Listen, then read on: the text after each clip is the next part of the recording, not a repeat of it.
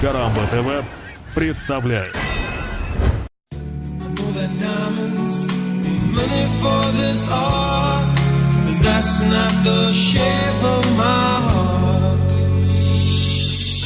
Я Леон, профессиональный киллер. Стреляю день ото дня по людям, словно в тире. Не знаю, что значит любовь, не любил ни разу.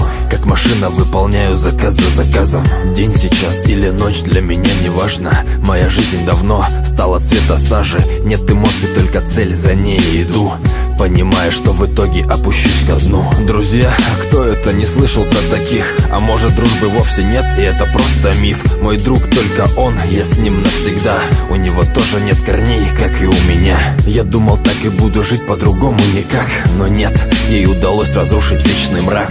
Позвонила ко мне в дверь, попросила о помощи. Я не смог ей отказать, увидев взгляд тонущий. Я никогда не забуду блеск в ее глазах. Я никогда не забуду улыбку на губах. Я никогда не забуду твое милое имя, Матильда, моя маленькая богиня. Ей всего 12, а внутри пустота. Ни ласки, ни заботы не видела она. Родителям без разницы, что случится с ней. А я любил с каждым днем ее все сильней. Всю ее семью в тот день зверски убили. Даже братишку, которому было 4. Только его она любила из своих родных. Но теперь только она осталась в живых.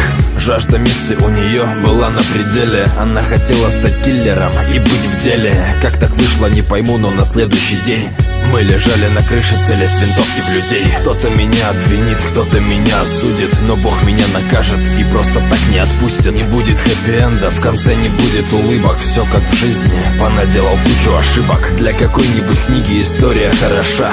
10 баллов бы поставил за такие слова. Да и вам бы посоветовал узнать всю историю. Это рэп-кинообзор, вверх по траектории.